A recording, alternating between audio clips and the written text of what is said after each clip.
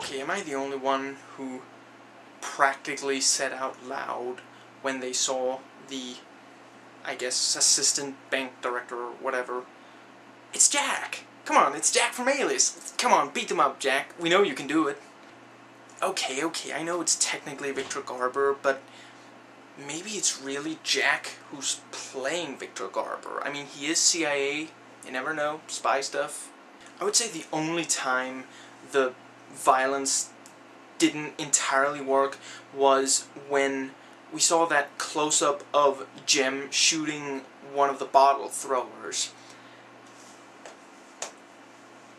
That was really the only time where it didn't quite have the impact that, you'd think it'd have, and, we're all entitled a single slip-up, especially in a movie of so many bullseyes.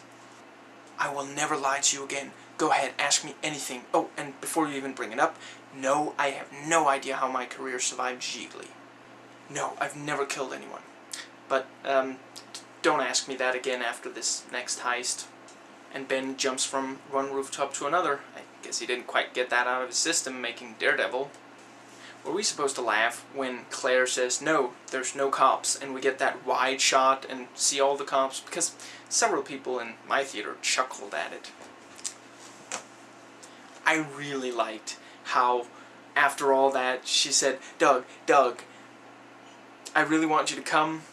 It'll be like one of my sunny days. That was just perfect. And the reveal on the cops and the feds when she gets up and starts to walk away with the phone, and then we see that they're there. It's not the first time we've seen something like that, but I'm not sure I've seen someone be walking, get up and be walking with the phone. That kind of had me thinking, oh, she is alone, and then you find out she isn't. That was really good.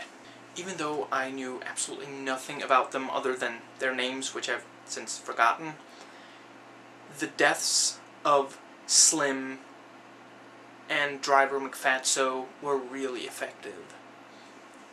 I mean, Slim gets up at just the wrong time after the flashbang. Maybe that was his first flashbang. Maybe he doesn't have combat experience. The others seem like they know how to handle themselves.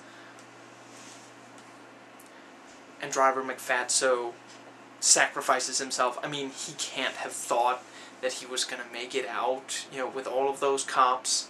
Jim's last stand, which was really more of a sit at first, was really effective. And you kind of felt, I mean, yes, he was kind of a psychopath, really dangerous to his surroundings, but you still got attached to him. You still cared when he was gunned down, This did really well at establishing something and then bringing it back. First we see Jim, have a gun, hold it to bottle thrower number 1, and then he fires it. And then during the fight between him and Doug, it's revealed that he has a gun in the back of his pants. Then he draws it, and, we're thinking, fuck, he's gonna shoot him. Because we've already seen what this man is capable of. And towards someone he didn't even have any personal grudge towards. Of course, we do find out that Jim is, in fact, very protective of Doug.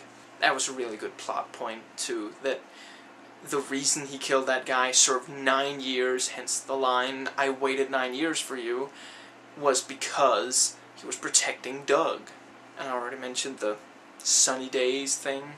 It was very sweet, the ending with, she gets the money and she spends them on an ice skating rink for the kids. And then we see one of them, not being good at skating after several of them seem quite good at it. One of them sort of slips. And, without it being, like, funny or something, it's just a natural moment. Okay, I wasn't entirely certain, but the hooker, Christina or something, was she Jim's sister?